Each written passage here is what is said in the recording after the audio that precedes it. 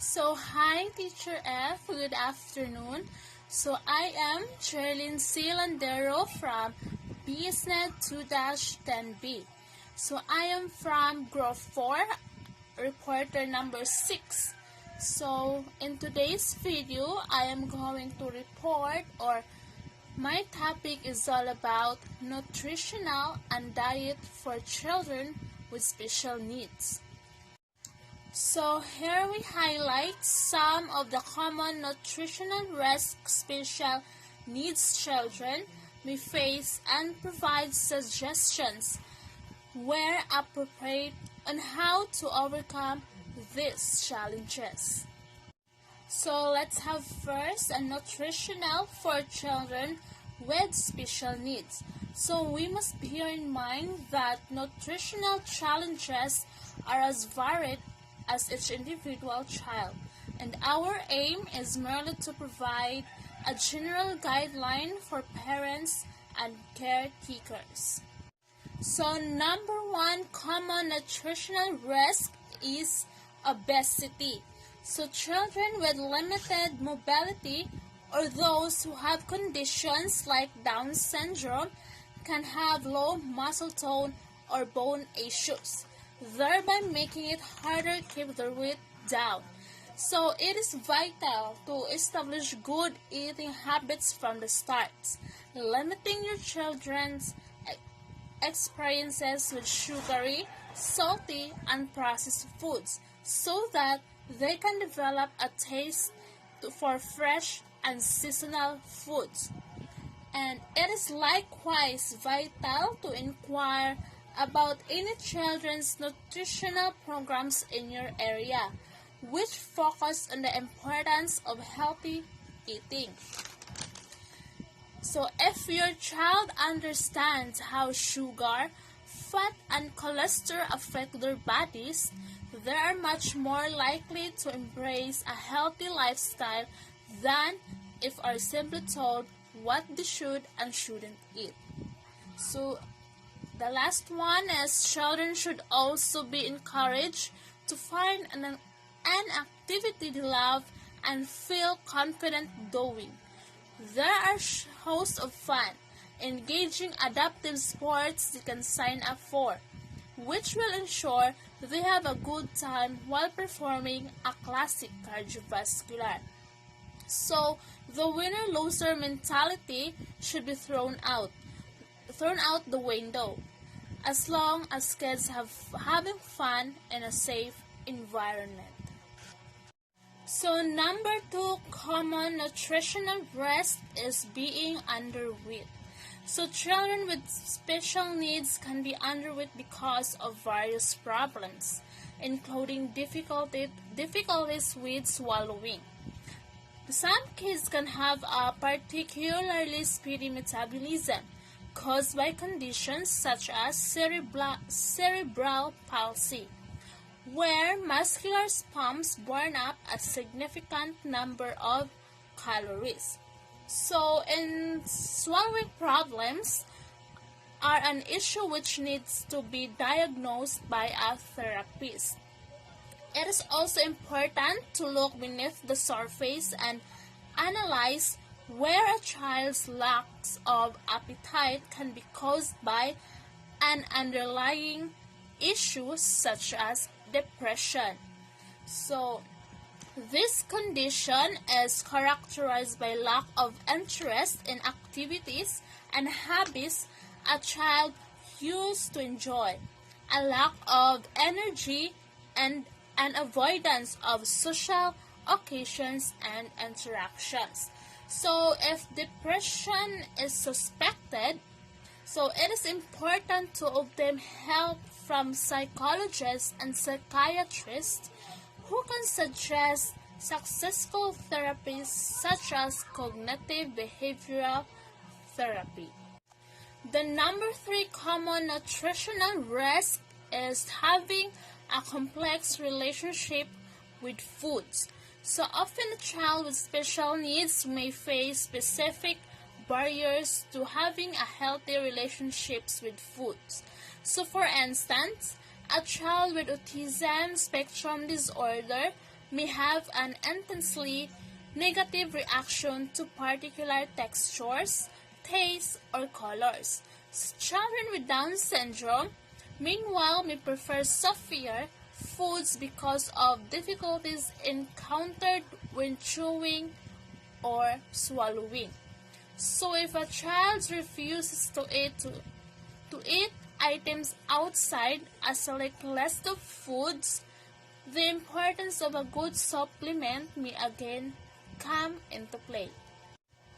So the number 4 common nutritional risk is side effect of medications. So some 75% of kids with special needs take medications come of the latter, especially antidepressants, anticonvulsants, mood stabilizers, and others, are linked to weight gain. So it might therefore be worthwhile for parents to speak to their child's physician to discover if there are alternative medications with lesser side effects. So the last one, or the number 5 common nutritional risk, is genetic factors. So it is vital that parents be aware of the link between genetic factors and obesity. So the following syndromes, for instance, may have children at a higher risk for weight gain.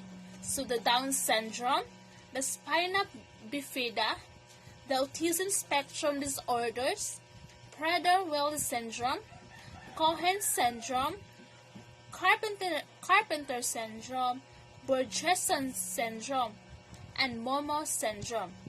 So it is vital to ensure that children with special needs enjoy the colorful, flavorful, rich textured world of healthy food, and to get their hearts racing to the sports and life. So here's a list of the top 10 special diets in the world of special needs. So the first one is gluten-free diet. It's a treatment for celiac disease, a digestive disorder caused by an immune reaction to gluten. So some people also avoid gluten to improve other health arthritis. It is also found in oatmeal that is processed with wheat. So essential for managing signs and symptoms of celiac disease and other medical conditions associated with gluten. The number 2 is gluten-free, casein-free diet. So some autistic behavior are caused by digestive problems, and these proteins are the two most difficult to digest, with harmful byproducts in the digestive tract. So also known as the autism diet, requires the elimination of 2 proteins from person's diet. So one study found the GFCF diet to be as effective as a place in the treatment of autism. In other words, it was ineffective. So the number 3 is specific carbohydrate diet. So some autistic behaviors are caused by digestive problems, and these proteins are the 2 most difficult to digest, with harmful byproducts in the digestive tract. So it is for more restrictive than the gluten-free and the GFCF diet. So the fourth one is GAPS diet. So named for the book Gut and Psychology Syndrome by Dr. Natasha Campbell McBride. So many legumes, 1 pound from this diet. So in addition to potatoes and yams. So Dr. Campbell McBride also advocates the use of probiotics, the beneficial bacteria that colonize the human intestines. So this diet is a treatment for those interconnected health issues. So the fifth one is the body ecology diet. So aims to treat many types of health problems and behavior problems by including more probiotic foods and reducing the amount of sugar consumed. So coconut kefir is one of example of a food with live bacterial cultures that is recommended for this diet. The number 6 is Fingal diet. So this diet is named for a physician who studied the connection between diet and behavior starting in 1960s. So this diet is intended to reduce the symptoms of ADHD. So number 7 is the ketogenic diet. So this diet minimizes the amount of sugar consumed and maximizes the amount of fats consumed. So because when the human body burns fats for energy, seizure activity in the brain is significantly reduced by eliminated. So the, the number 8 is yeast-free and sugar-free diet. So it's still controversial topic. A few physicians link chronic yeast infections, bloating, and even psychiatric symptoms, yeast overgrowth, in the digestive tract. So since yeast feed on sugar, a diet free of yeast must also be free of sugar. The number 9 is the raw food diet. So raw foods such as fruit, vegetables, legumes, nuts, and grains contains all the naturally occurring enzymes and vitamins.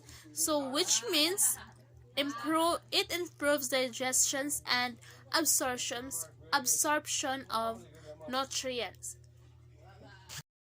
So the last one is the whole foods diet. So whole foods are defined as foods that are unprocessed and unrefined before being consumed. So such as fruits, vegetables, whole grain, and meat. So in other words, this diet is more natural diet, usually leads to health improvement.